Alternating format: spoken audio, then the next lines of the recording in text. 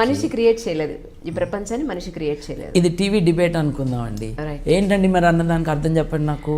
అసలు ఈ అబ్జర్వేషన్కి దేవుడు ఉన్నాడని మీరు అంటున్నారు, ఎట్లా అంటున్నారు చెప్పండి. ఇప్పుడు అంటే ఈ ప్రపంచాన్ని మనిషి కాదు కదా క్రియేట్ చేసింది, మనిషిని క్రియేట్ చేసింది ఎవరు అలా అనుకుంటే? మీరు క్రియేషన్ అన్నప్పుడు క్రియేటర్ని ఎత్తుక్కుంటారు. సరే, క్రియేటర్ ఎవరు? అసలు మనిషి ఇవాల్వ్ అయ్యాడు కదా, క్రియేట్ కాలేదు కదా. అంటే మీ పదాలకి మీరు బానిసలు అయిపోయి ఆ భావాలకి మీరు దాసోహం అన్నాక క్లియర్ థింకింగ్ అన్న టీవీ డిబేట్ ఆపేద్దాం. I will explain. చెప్పండి.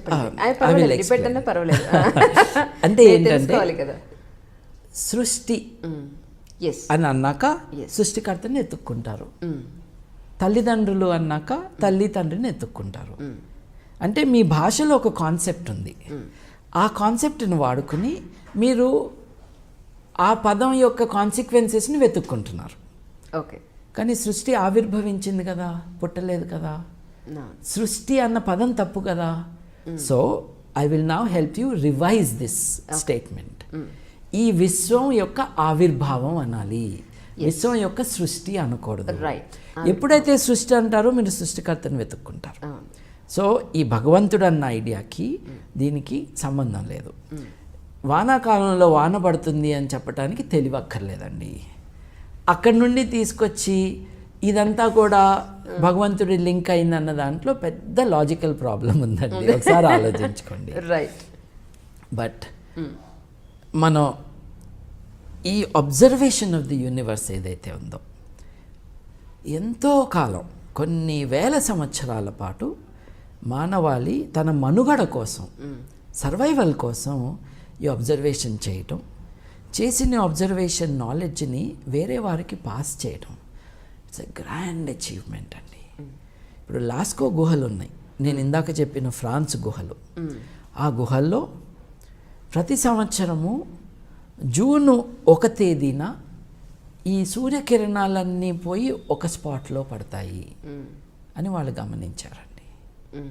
గమనించి అక్కడ ఒక రాయి పెట్టారండి. రాయి పెట్టినందుకు అక్కడ కిరణాలు వెళ్ళలా, కిరణాలు వెళ్తున్న చోట మీరు రాయి పెట్టారు. తేడా లేదు, చాలా తేడా. ఇది అబ్జర్వేషన్. అలా చేయటం, ఈ విషయాన్ని వేరే వారికి వాళ్ళు నాలెడ్జ్గా ఇవ్వటం 25,000 సంవత్సరాల క్రితం. అలాగే ఇట్స్ ఎక్స్ట్రాడినరీ అండి. మనం కార్బన్ డేటింగ్తో we can come to some conclusions about when something happened. ఇప్పుడు మనకు తెలిసింది ఏంటంటే, కొన్ని పెయింటింగ్స్ 25,000 సంవత్సరాల క్రితం ఆరంభించిన పెయింటింగ్స్ మధ్యలో ఆపివేస్తే 4-5 వేల సంవత్సరాల తర్వాత ఆ పెయింటింగ్ మీద కంటిన్యూ చేశారు. What does it tell you? It tells you about a continuous civilization, if you can call it civilization, over 10,000 years. ఆపివేసిన ఒక పెయింటింగ్ని కంటిన్యూ చేశారు. ఇప్పుడు మహాభారతాన్ని ట్రాన్స్లేషనే 3 పోయట్స్ చేశారు. వాళ్ళు ఓవర్ 300 years 200 years చేశారు. ఎంత గొప్ప అని మనం అబ్బురపడుతున్నప్పుడు 10,000 సంవత్సరాల పాటు ఒకే పెయింటింగ్ని దిద్దుతూ ఇంప్రూవ్ చేస్తూ ఉన్నారు అని అంటే దాని సిగ్నిఫికెన్స్ ఆలోచించండి. భాష కూడా లేదు, బహుశా ఇంకొక రకమైన ఎక్విప్మెంట్ లేదు, ఇంకొక రకమైన అచీవ్మెంట్ లేదు. అంటే భూమి కూడా ఒక గ్రహమే అని అనుకున్నప్పుడు మిగతా గ్రహాల్లో ఎక్కడ మనుషులు లేరు కదా, ఈ గ్రహం మీద మాత్రమే ఎందుకు ఉండాలి? అసలు మనిషి పుట్టాల్సిన అవసరం ఏముంది అన్న పాయింట్కి వస్తే మళ్ళీ మీరు ఇంకొక హైపర్ లింక్ నొక్కేసి ఎక్కడికో వెళ్ళారు. ఇప్పుడు civilisation is long and it can sustain itself అన్నది మనకు ఒక లెసన్. 25,000 సంవత్సరాల క్రితం సూర్యుడు కాంతి ఇక్కడికి వస్తుంది అని చూసుకుని బొమ్మలు గీశారు అని అంటే అప్పటి నుండి బాబిలోనియన్లో ఒక 6-7 వేల సంవత్సరాల క్రితం చేసిన అబ్జర్వేషన్స్కి ఆ నాలెడ్జ్ అక్యుములేటెడ్ అబ్జర్వేషన్స్ నుంచి వాళ్ళు గ్రహణాల ప్రెడిక్షన్స్కి వచ్చారు. ఓకే, గ్రహణాలు ఎప్పుడు వస్తాయి ఏమిటి అని. 20,000 సంవత్సరాల పాటు మీరు as a civilisation, continuous civilisation, painting గురించి చెప్పింది అందుకే, you accumulate knowledge, then you are able to see a pattern. ఈ తేదీన, ఈ రోజున, ఈ టైంకి మనం అంటున్న సూర్యోదయం జరుగుతుంది, మనం అంటున్న సూర్యాస్తమం జరుగుతుంది అని మనం చెప్పగలుగుతున్నాం. It is the accumulated knowledge of humanity. అది బాబిలోనియన్లు they could put together in a tabular column. Yes, tabular column అంటే ఏంటండి? క్యాలెండర్ ఎలా అయితే మనం చేసుకుంటామో అలాగే. టాబ్యులర్ కాలమ్ అంటే ఏంటండి? రైల్వే టైం టేబుల్ లాంటిది. ఓకే, రైల్వే టైం టేబుల్ చేతిలో పెట్టుకుంటే మీరు రేపొద్దున్న డీరైల్మెంట్ జరగకపోతే ఢిల్లీకి వెళ్ళే ఏపీ ఎక్స్ప్రెస్సో లేకపోతే ఇంకొకడికో వెళ్ళే రాజధానియో ఎన్నింటికి మొదలవుతుంది, ఎన్నింటికి బయలుదేరుతుంది, ఎన్నింటికి వస్తుంది చెప్పగలరు కదండి. రైల్వే టైం టేబుల్ నా చేతిలో ఉంది కాబట్టి నీ పెళ్ళి ఎప్పుడు చెప్తాను అంటే కుదరదు. అట్లాగే నీ ఆరోగ్యం బాగాలేదా, విషయంలో మీరు ఖండించింది అక్కడ. ఎగ్జాక్ట్, నీ ఆరోగ్యం బాగాలేదా, రైల్వే టైం టేబుల్ చూసి చెప్తా ఆగు, నీ ఆరోగ్యం ఎప్పుడు బాగవుతుందంటే అర్థం ఉందండి. నో, గ్రహాల గతులని మనం ఒక ప్యాటర్న్గా మనం డాక్యుమెంట్ చేసినప్పుడు అది మనకు ఒక ఆల్మనాక్గా కానీ లేకపోతే ఈ గ్రహాలు ఎప్పుడు వస్తాయి, ఇది గ్రహణాలు ఎప్పుడు వస్తాయి, గ్రహాల మూవ్మెంట్ ఏంటని మనం చెప్పగలం. గొప్ప విషయం ఏంటంటే అబ్జర్వేషన్ చేసి we are able to tell us. సూర్యాస్తమం అనండి, సూర్యోదయం అనండి, గ్రహణం అనండి, ఇది సూర్యుడి గ్రహణం కావచ్చు, చంద్రుడి గ్రహణం కావచ్చు. గ్రహాల గమనాలని చెప్పటం అన్నది is a result of your observation. అంటే ఏంటి, ఇక్కడ కూడా పదాల విషయం చాలా ముఖ్యం. ఒకప్పుడు జ్యోతిష్యం అని ఎవరినన్నారు, దేన్నన్నారు? భారతదేశంలో జ్యోతిష్యం అని దేన్నన్నారు అని అంటే ఆస్ట్రానమీని ఆస్ట్రాలజీని కలిపి ఒకే పదాన్ని వాడారు. Okay, right. రైట్. నేను ఇప్పుడు మెచ్చుకుంటున్నది కానీ అబ్బురపడుతున్నది కానీ నేనెవరినండి మెచ్చుకోవటానికి? 10,000 సంవత్సరాల పాటు మానవాళి చేసిన గొప్ప విషయాన్ని చూసి నేను అబ్బురపడుతున్నాను. అది గ్రహాల గతుల యొక్క రిథంని వాళ్ళు డాక్యుమెంట్ చేసి గ్రహణం ఇప్పుడు వస్తుంది, సూర్యోదయం ఇప్పుడు, సూర్యాస్తమం ఇది అని చెప్పగలిగారు. Wonderful. That today is called ఖగోళ విజ్ఞానం. ఇట్ ఈస్ నాట్ కాల్డ్ జ్యోతిష్యం టుడే. ఇవాళ జ్యోతిష్యం అని దేన్ని అంటున్నాము? ఫలిత జ్యోతిష్యాన్ని అంటున్నాము. ఫలిత జ్యోతిష్యం అంటే ఏమిటి? గ్రహాలకి మనుషుల అఫైర్స్ మీద ఇన్ఫ్లుయెన్స్ ఉన్నది అని చెప్తున్నాం. దాన్ని ఫలిత జ్యోతిష్యం. ఓకే, దీనికి ఈ నయా జ్యోతిష్యులు ఏం చెప్తున్నారు? గ్రావిటేషన్ ఫోర్స్ ఉంది కదా, గ్రావిటేషన్ ఫోర్సు మనుషుల్లో చేంజ్ తీసుకురాదా అని ఒక సూడో సైంటిఫిక్ క్వశ్చన్ రైజ్ చేస్తున్నారు. ఇది నేను రిపీటెడ్గా అడ్రస్ చేస్తూ ఉన్నాను. ఇందాక మీకు చెప్పాను చూడండి, నేను ఫ్రెంచ్ నేర్చుకుంటే నాకేమొస్తుంది అంటే ఫ్రెంచే వస్తుందిరా అని చెప్తాం. అట్లాగే గ్రావిటేషన్ ఫోర్స్ మీ మీద ఏం ఎఫెక్ట్ ఇస్తుంది? గ్రావిటేషన్ ఎఫెక్ట్ ఇస్తుంది. పెళ్ళిళ్ళు కాదు, ఆరోగ్యం కాదు. అప్పుడు ఈయనున్నాడు చూడండి, ఇప్పుడు ఎక్కువ మాట్లాడట్లా, శ్రీనివాస గార్గే గారు. ఆయన నాతో ఒక దెబ్బలాట పెట్టుకున్నాడు. దెబ్బలాట పెట్టుకునే ముందు గ్రీన్ రూమ్లో, అంటే మనం అంతా జిడ్డు మొకాలం కదా, కొంచెం ఏదో పౌడర్లు వేస్తున్నారు. ఈ పౌడర్లు వేస్తా ఉంటే ఆయన అక్కడ నుంచుని, ఏమనుకున్నావు, నేను గాజులు తొడుక్కున్నాను అనుకున్నావా అన్నాడు. నేను అన్నాను, గాజులు తొడుక్కుంటే తప్పేంటండి, ఈ దేశంలో దాదాపు సగం మంది గాజులు వేసుకుంటారు కదా, మీకేంటి ఇబ్బంది అన్న అంటే ఆయన కొంచెం అవాక్కయ్యాడు అనమాట. It tells you something. గాజులు వేసుకున్న వాళ్ళు పవర్ఫుల్ కాదు అని వాళ్ళ మైండ్లో ఉంది. ఆడవారి పట్ల ఉన్న చులకన భావం ఇక్కడ కూడా బయటపడింది.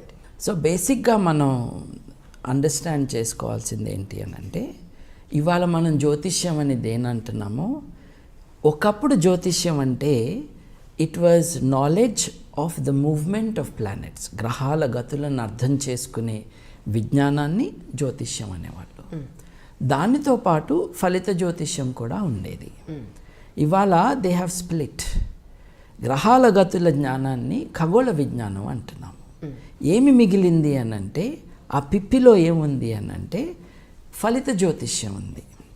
ఇప్పుడు గ్రహణాలు ఎప్పుడు వస్తాయి, సూర్యోదయం ఎప్పుడు, సూర్యాస్తమయం ఎప్పుడు అన్నది is very obviously a great achievement to be able to say that. But గ్రహాల కారణంగా, గ్రహాల ఇన్ఫ్లుయెన్సు మనుషుల హ్యూమన్ అఫైర్స్ మీద ఉంటుంది. ఎప్పుడు పెళ్ళిళ్ళు జరుగుతాయి, వ్యాపారం ఎలా ఉంటుంది, లేకపోతే మన ఆరోగ్యాలు ఎలా ఉంటాయి అన్నది మటుకు has no basis in any reality. నేను ఇందాక మీకు చెప్పినట్టుగా శ్రీనివాస గార్గే గారు ఒక డిస్కషన్లో, మనిషి శరీరంలో 70%, 60% నీళ్ళు ఉంటాయి కాబట్టి మరి చంద్రుడి కారణంగానే అలలు వస్తున్నాయని మీరు ఒప్పుకుంటారు కదా, మరి చంద్రుడి కారణంగా మనిషిలో మార్పులు రావని ఎలా అంటారు మీరు అంటే ఒకటే ప్రశ్న. అయితే చంద్రుడి కారణంగా మనిషిలో అలలు వస్తున్నాయా? లేదే. ఇప్పుడు 60% వేసుకుందాం, 60 కానీ 70% కానీ మనిషి 100 కిలోల మనిషి ఉన్నాడు అనుకోండి, కాస్త గట్టిగా పెద్దగా ఉన్న మనిషి. మరి నీరేమో లీటర్ నీరు కిలో బరువు ఉంటుంది. అంటే దాని అర్థం ఒక 100 కిలోల బరువు ఉన్న మనిషిలో 60% నీరు అంటే 60 కిలోల నీళ్ళు ఉండాలి, 60 లీటర్ల నీళ్ళు ఉండాలి. ఏలుగోసి చూడు, నీళ్ళు వస్తాయేమో. ఇదన్నా వాటర్ ట్యాంకా? లేదే. అంటే నీరు ఎక్కడుంది శరీరంలో? అది జీవకణంలో ఉంది. It's not as liquid available for sloshing around. ఇది వాటర్ ట్యాంక్ కాదు. రక్తం ఒక 4 లీటర్లు రక్తం అనుకుందాము, కొంచెం ఎక్కువ కొంచెం తక్కువ అంత ఉంటుంది. విసర్జితం కానీ మూత్రం ఉంటుంది, అది ఎంత ఉంటుంది? లీటర్లు ఉండదు కదా. సో మీరు మొత్తం 5-6 లీటర్ల లిక్విడ్ గురించి మాట్లాడుతున్నారు శరీరంలో. ఇప్పుడు సముద్రంలో అలలు రావటానికి ట్రిలియన్స్ ఆఫ్ లీటర్స్, అంటే 100 కోట్ల కంటే ఇంకా కొన్ని ఎక్కువ రెట్లు లీటర్లు ఉన్న నీటి మీద చంద్రుడి యొక్క ఇన్ఫ్లుయెన్స్ ఉంటుంది. అంత నీరు మన దగ్గర లేదు కదా. So it is not possible. అంటే సైన్స్ పదజాలాన్ని వాడుకుంటూ ఈ వ్యాపారాన్ని నిలబెట్టుకోవటానికి రకరకాల ఇంటర్ప్రిటేషన్స్. ఇండివిజువల్ జ్యోతిష్యుడితో పోట్లాట కాదు, ఇది రాంగ్. దీనికోసం ఇప్పుడు ఆరోగ్యం బాగాలేదు, డాక్టర్ దగ్గరికి వెళ్తే 500 రూపాయలు అవుతాయి, తర్వాత టెస్ట్లకు ఇంకొక 4-5 వేలు అవుతాయి. But at least you know where your body is. అంటే 5,000 రూపాయల్లో మీ పరిస్థితి ఏంటి, దీనికి ఏం చేయాలి అన్నది అర్థమవుతుంది. మీరు డాక్టర్ మీద కోపం వచ్చి డాక్టర్ నాతో 5,000 ఖర్చు పెట్టిస్తున్నాడు అని జ్యోతిష్యుడి దగ్గరికి వెళ్ళి 10,000 ఇస్తే ఎట్లా? This is my point. నీకు ఈ ప్రాబ్లం ఉంది, దీనికి రెమెడీ ఇది, దీనికి 5,000 దీనికి ఖర్చు అవుతాయి, 3,000 దానికి ఖర్చు అవుతాయి, ఈ దానం ఇది అని చెప్పేసి 10,000 ఖర్చు పెడుతున్నారు. అలా చేయొద్దండి, ఆలోచించుకోండి అని చెప్పటమే. Also to say that modern science, modern medicine, this is the way for our welfare. ఇప్పుడు 40 ఏళ్ళకి పుట్టుకుమనే మనిషి ఇవాళ 60 ఏళ్ళు 67 ఏళ్ళు బతుకుతున్నాడు అని అంటే అది సైన్స్ కారణంగా. ఎక్కువ కాలం మన వాళ్ళు బతకాలన్న కోరికతో ఎక్కువ మనం సైన్స్ మీద డిపెండ్ అవ్వాలన్నది ఉద్దేశం. సో గ్రహాల గతులకి మనుషుల వ్యవహారాలకి డైరెక్ట్ లింక్ లేదండి. సైన్స్ క్యాల్కులేషన్ స్కూల్లో నేర్చుకున్న సైన్స్ ఏనండి. ఆ ఈక్వేషన్లు వేస్తే బిడ్డ పుట్టినప్పుడు ఆ బిడ్డని హ్యాండిల్ చేస్తున్న డాక్టర్లు కానీ మిడ్ వైఫ్స్ కానీ వాళ్ళ దగ్గర ఉన్న మెడికల్ ఇన్స్ట్రుమెంట్స్ ఉంటాయి చూడండి, వాటికే శనిగ్రహం కంటే ఎక్కువ ఇన్ఫ్లుయెన్స్ ఉంటుంది. And whatever influence is there, that is the influence of gravity. Gravity does not decide your health. మీరు అనొచ్చు జూపిటర్కి వెళ్తేనో ఇంకో, మీరు అన్నదానికి మీరు అడిగిన క్వశ్చన్కి అసలు సంబంధమే లేదు. నిజానికి మనిషి క్రియేట్ చేయలేదు ఈ ప్రపంచాన్ని, మనిషి క్రియేట్ చేయలేదు. ఇది టీవీ డిబేట్ అనుకుందామండి. ఏంటండి మరి అన్నదానికి అర్థం చెప్పండి నాకు. అసలు ఈ అబ్జర్వేషన్కి దేవుడు ఉన్నాడని మీరు అంటున్నారు, ఎట్లా అంటున్నారు చెప్పండి. ఇప్పుడు అంటే ఈ ప్రపంచాన్ని మనిషి కాదు కదా క్రియేట్ చేసింది, మరి మనిషిని క్రియేట్ చేసింది ఎవరు అలా అనుకుంటే? మీరు క్రియేషన్ అన్నప్పుడు క్రియేటర్ని ఎత్తుక్కుంటారు. సరే, క్రియేటర్ ఎవరు? అసలు మనిషి ఇవాల్వ్ అయ్యాడు కదా, క్రియేట్ కాలేదు కదా. అంటే మీ పదాలకి మీరు బానిసలు అయిపోయి ఆ భావాలకి మీరు దాసోహం అన్నాక క్లియర్ థింకింగ్ అన్న టీవీ డిబేట్ ఆపేద్దాం. I will explain. చెప్పండి. అంటే ఏంటంటే సృష్టి అని అన్నాక సృష్టికర్తని ఎత్తుక్కుంటారు, తల్లిదండ్రులు అన్నాక తల్లి తండ్రిని ఎత్తుక్కుంటారు. అంటే మీ భాషలో ఒక కాన్సెప్ట్ ఉంది, ఆ కాన్సెప్ట్ని వాడుకుని మీరు ఆ పదం యొక్క కాన్సిక్వెన్సెస్ని వెతుక్కుంటున్నారు. ఓకే, కానీ సృష్టి ఆవిర్భవించింది కదా, పుట్టలేదు కదా. సృష్టి అన్న పదం తప్పు కదా. So I will now help you revise this statement. ఈ విశ్వం యొక్క ఆవిర్భావం అనాలి, విశ్వం యొక్క సృష్టి అనకూడదు. ఎప్పుడైతే సృష్టి అంటారో మీరు సృష్టికర్తను వెతుక్కుంటారు. సో ఈ భగవంతుడు అన్న ఐడియాకి దీనికి సంబంధం లేదు. వానాకాలంలో వాన పడుతుంది అని చెప్పడానికి తెలివక్కర్లేదండి.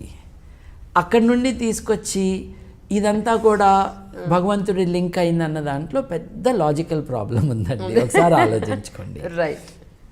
బట్ మనం ఈ అబ్జర్వేషన్ ఆఫ్ ది యూనివర్స్ ఏదైతే ఉందో, ఎంతో కాలం కొన్ని వేల సంవత్సరాల పాటు మానవాళి తన మనుగడ కోసం, సర్వైవల్ కోసం ఈ అబ్జర్వేషన్ చేయటం, చేసిన అబ్జర్వేషన్ నాలెడ్జ్ని వేరే వారికి పాస్ చేయటం, ఇట్స్ ఎ గ్రాండ్ అచీవ్మెంట్ అండి. ఇప్పుడు లాస్కో గుహలు ఉన్నాయి, నేను ఇందాక చెప్పిన ఫ్రాన్స్ గుహలు. ఆ గుహల్లో ప్రతి సంవత్సరము జూన్ 1 తేదీన ఈ సూర్యకిరణాలన్నీ పోయి ఒక స్పాట్లో పడతాయి అని వాళ్ళు గమనించారండి. గమనించి అక్కడ ఒక రాయి పెట్టారండి. రాయి పెట్టినందుకు అక్కడ కిరణాలు వెళ్ళలా, కిరణాలు వెళ్తున్న చోట మీరు రాయి పెట్టారు. తేడా లేదు, చాలా తేడా. ఇది అబ్జర్వేషన్. అలా చేయటం, ఈ విషయాన్ని వేరే వారికి వాళ్ళు నాలెడ్జ్గా ఇవ్వటం 25,000 సంవత్సరాల క్రితం. అలాగే ఇట్స్ ఎక్స్ట్రాడినరీ అండి. మనం కార్బన్ డేటింగ్తో we can come to some conclusions about when something happened.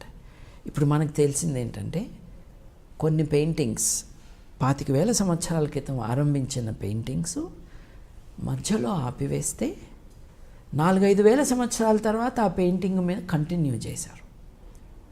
What does it tell you? It tells you about a continuous civilization, if you can call it civilization, over 10,000 years. ఆపివేసిన ఒక పెయింటింగ్ని continue చేశారు. ఇప్పుడు మహాభారతాన్ని ట్రాన్స్లేషనే 3 poets చేశారు. వాళ్ళు over 300 years 200 years చేశారు. ఎంత గొప్ప అని మనం అబ్బురపడుతున్నప్పుడు 10,000 సంవత్సరాల పాటు ఒకే పెయింటింగ్ని దిద్దుతూ ఇంప్రూవ్ చేస్తూ ఉన్నారు అని అంటే దాని సిగ్నిఫికెన్స్ ఆలోచించండి. భాష కూడా లేదు, బహుశా ఇంకొక రకమైన ఎక్విప్మెంట్ లేదు, ఇంకొక రకమైన అచీవ్మెంట్ లేదు. అంటే భూమి కూడా ఒక గ్రహమే అని అనుకున్నప్పుడు మిగతా గ్రహాల్లో ఎక్కడా మనుషులు లేరు కదా, ఈ గ్రహం మీద మాత్రమే ఎందుకు ఉండాలి, అసలు మనిషి పుట్టాల్సిన అవసరం ఏముంది అన్న పాయింట్కి వస్తే మళ్ళీ మీరు ఇంకొక హైపర్ లింక్ నొక్కేసి ఎక్కడికో వెళ్ళారు. ఇప్పుడు civilisation is long and it can sustain itself అన్నది మనకు ఒక లెసన్. 25,000 సంవత్సరాల క్రితం సూర్యుడు కాంతి ఇక్కడికి వస్తుంది అని చూసుకుని బొమ్మలు గీశారు అని అంటే అప్పటి నుండి బాబిలోనియన్లో ఒక 6-7 వేల సంవత్సరాల క్రితం చేసిన అబ్జర్వేషన్స్కి ఆ నాలెడ్జ్ అక్యుములేటెడ్ అబ్జర్వేషన్స్ నుంచి వాళ్ళు గ్రహణాల ప్రెడిక్షన్స్కి వచ్చారు. ఓకే, గ్రహణాలు ఎప్పుడు వస్తాయి ఏమిటి అని. 20,000 సంవత్సరాల పాటు మీరు as a civilisation, continuous civilisation, painting గురించి చెప్పింది అందుకే, అర్థమైంది sir. You accumulate knowledge, then you are able to see a pattern. ఈ తేదీన, ఈ రోజున, ఈ టైంకి మనం అంటున్న సూర్యోదయం జరుగుతుంది, మనం అంటున్న సూర్యాస్తమం జరుగుతుంది అని మనం చెప్పగలుగుతున్నాం. It is the accumulated knowledge of humanity. అది బాబిలోనియన్లు they could put together in a tabular column. Tabular column అంటే ఏంటండి? క్యాలెండర్ ఎలా అయితే మనం చేసుకుంటామో అలాగే టాబ్యులర్ కాలమ్ అంటే ఏంటండి? రైల్వే టైం టేబుల్ లాంటిది. ఓకే, రైల్వే టైం టేబుల్ చేతిలో పెట్టుకుంటే మీరు రేపొద్దున్న డిరైల్మెంట్ జరగకపోతే ఢిల్లీకి వెళ్ళే ఏపీ ఎక్స్ప్రెస్సో లేకపోతే ఇంకొకడికో వెళ్ళే రాజధానియో ఎన్నింటికి మొదలవుతుంది, ఎన్నింటికి బయలుదేరుతుంది, ఎన్నింటికి వస్తుంది చెప్పగలరు కదండి. రైల్వే టైం టేబుల్ నా చేతిలో ఉంది కాబట్టి నీ పెళ్ళి ఎప్పుడు చెప్తాను అంటే కుదరదు. అట్లాగే నీ ఆరోగ్యం బాగాలేదా, విషయంలో మీరు ఖండించింది అక్కడ. ఎగ్జాక్ట్, నీ ఆరోగ్యం బాగాలేదా, రైల్వే టైం టేబుల్ చూసి చెప్తా ఆగు, నీ ఆరోగ్యం ఎప్పుడు బాగవుతుందంటే అర్థం ఉందండి. నో, గ్రహాల గతులని మనం ఒక ప్యాటర్న్గా మనం డాక్యుమెంట్ చేసినప్పుడు అది మనకు ఒక ఆల్మనాక్గా కానీ లేకపోతే ఈ గ్రహాలు ఎప్పుడు వస్తాయి, ఇది గ్రహణాలు ఎప్పుడు వస్తాయి, గ్రహాల మూవ్మెంట్ ఏంటని మనం చెప్పగలం. గొప్ప విషయం ఏంటంటే అబ్జర్వేషన్ చేసి we are able to tell us సూర్యాస్తమం అనండి, సూర్యోదయం అనండి, గ్రహణం అనండి, ఇది సూర్యుడి గ్రహణం కావచ్చు, చంద్రుడి గ్రహణం కావచ్చు. గ్రహాల గమనాలని చెప్పటం అన్నది is a result of your observation. అంటే ఏంటి? ఇక్కడ కూడా పదాల విషయం చాలా ముఖ్యం. ఒకప్పుడు జ్యోతిష్యం అని ఎవరినన్నారు, దేన్నన్నారు భారతదేశంలో? జ్యోతిష్యం అని దేన్నన్నారు అని అంటే ఆస్ట్రానమీని ఆస్ట్రాలజీని కలిపి ఒకే పదాన్ని వాడారు. Okay, right. రైట్. నేను ఇప్పుడు మెచ్చుకుంటున్నది కానీ అబ్బురపడుతున్నది కానీ నేనెవరినండి మెచ్చుకోవటానికి? 10,000 సంవత్సరాల పాటు మానవాళి చేసిన గొప్ప విషయాన్ని చూసి నేను అబ్బురపడుతున్నాను. అది గ్రహాల గతుల యొక్క రిథంని వాళ్ళు డాక్యుమెంట్ చేసి గ్రహణం ఇప్పుడు వస్తుంది, సూర్యోదయం ఇప్పుడు, సూర్యాస్తమం ఇది అని చెప్పగలిగారు. Wonderful. That today is called ఖగోళ విజ్ఞానం. ఇట్ ఈస్ నాట్ కాల్డ్ జ్యోతిష్యం టుడే. ఇవాళ జ్యోతిష్యం అని దేన్ని అంటున్నాము? ఫలిత జ్యోతిష్యాన్ని అంటున్నాము. ఫలిత జ్యోతిష్యం అంటే ఏమిటి? గ్రహాలకి మనుషుల ఎఫైర్స్ మీద ఇన్ఫ్లుయెన్స్ ఉన్నది అని చెప్తున్నాం. దాన్ని ఫలిత జ్యోతిష్యం. ఓకే. దీనికి ఈ నయా జ్యోతిష్యులు ఏం చెప్తున్నారు? గ్రావిటేషన్ ఫోర్స్ ఉంది కదా, గ్రావిటేషన్ ఫోర్సు మనుషుల్లో చేంజ్ తీసుకురాదా అని ఒక సూడో సైంటిఫిక్ క్వశ్చన్ రైజ్ చేస్తున్నారు. ఇది నేను రిపీటెడ్గా అడ్రస్ చేస్తూ ఉన్నాను. ఇందాక మీకు చెప్పాను చూడండి, నేను ఫ్రెంచ్ నేర్చుకుంటే నాకేమొస్తుంది అంటే ఫ్రెంచే వస్తుందిరా అని చెప్తాను. అట్లాగే